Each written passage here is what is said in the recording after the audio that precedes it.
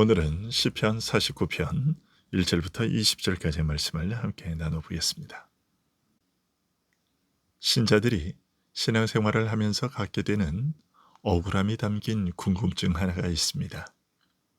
여호와를 경외하는 사람들은 고통을 당하며 그 고통에 의한 억눌림 밑에서 기운이 빠지는 반면, 악한 자들과 세상의 쾌락을 열렬히 좋아하는 사람들은 번영을 누린다는 것입니다.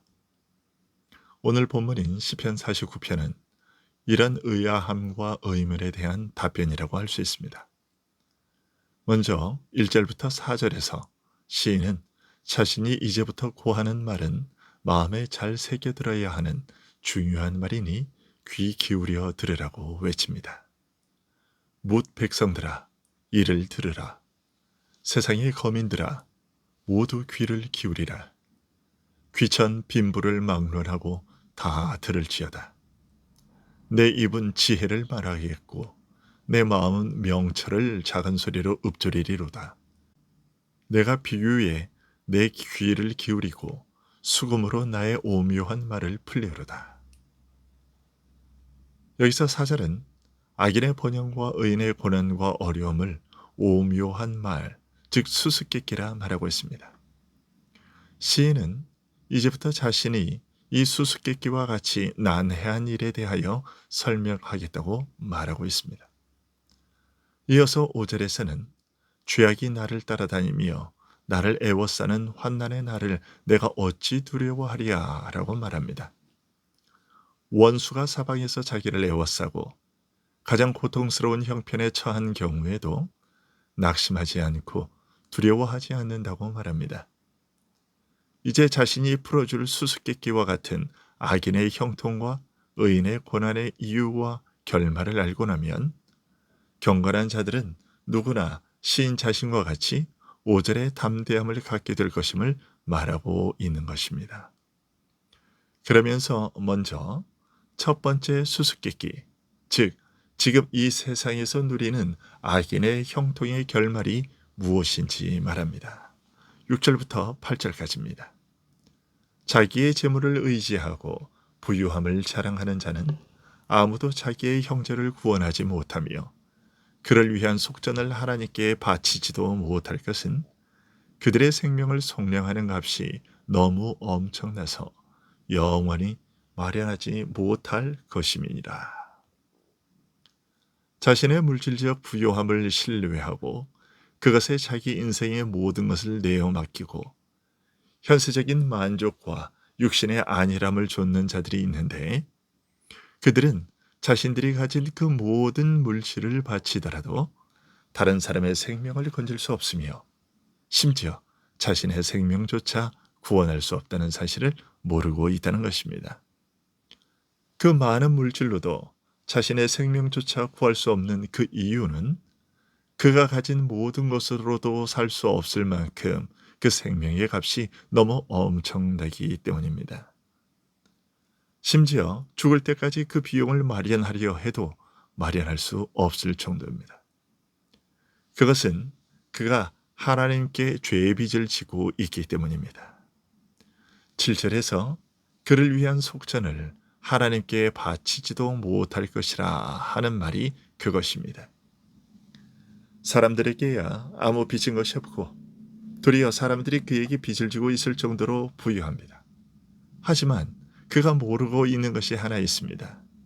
그것은 그가 하나님께 무수한 죄의 빚을 지고 있다는 것이며, 이 빚은 세상의 재물로 갚을 수 있는 성격의 것이 아니라는 사실입니다. 이 죄의 빚으로 말미암아 모든 사람은 사망에 이르게 되는 것입니다.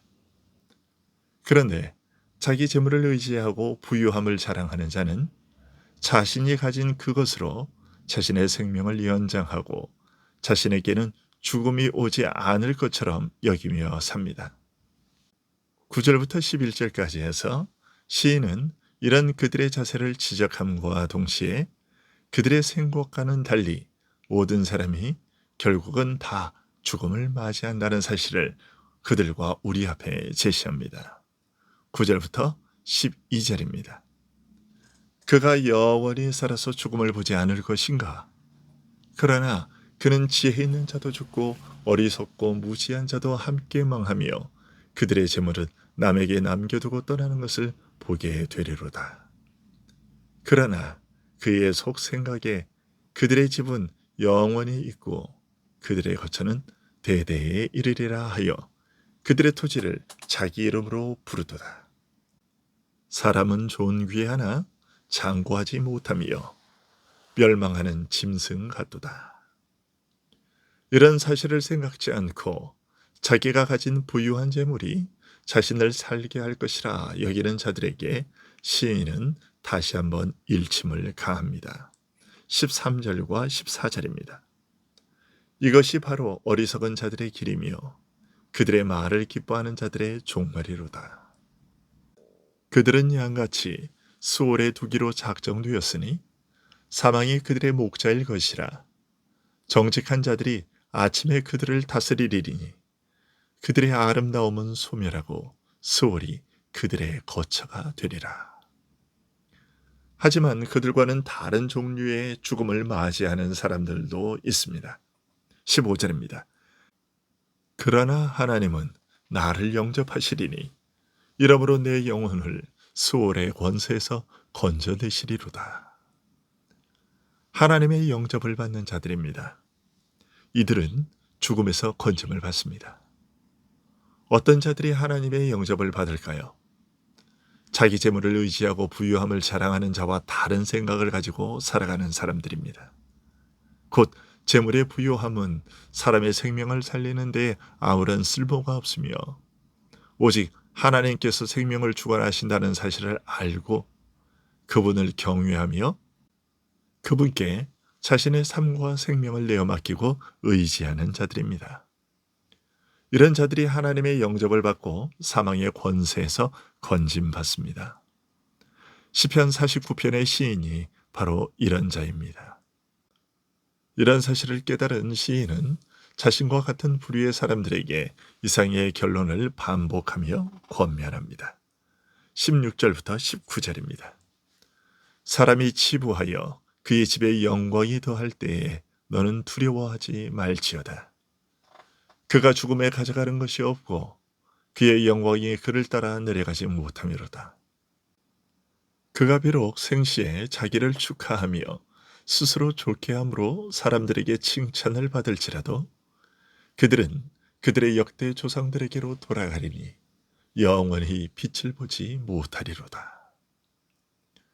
그리고 모든 사람들이 이 깨달음을 가지고 생명 얻기를 바라는 마음으로 시인은 어리석은 생각으로 살아가는 자들을 꾸짖습니다. 20절입니다. 존귀하나 깨닫지 못하는 사람은 멸망하는 짐승 같도다.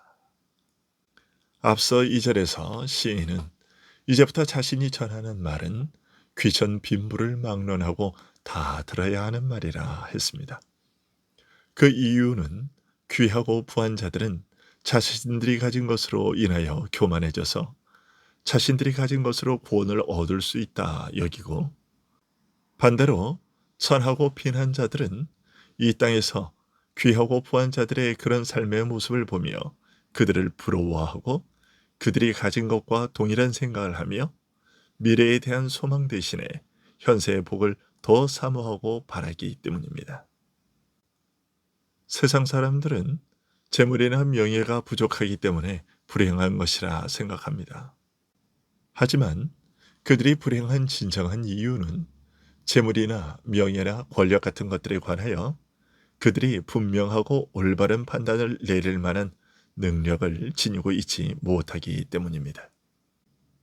그러나 하나님께서는 오늘 본문인 시편 49편을 통하여 악한 자들과 세상의 쾌락을 좋아하는 사람들이 갖는 행복은 절정에 있을 때라도 헛되고 오래가지 않으며 반대로 선한 사람들, 곧 여호와를 경외하는 경건한 사람들은 아무리 큰 시련을 당하더라도 하나님께서 지키심으로 원수들에게서 마침내 구원을 받는다고 알려주고 계십니다.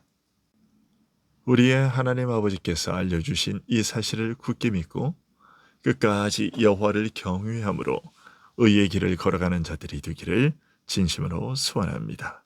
기도하겠습니다.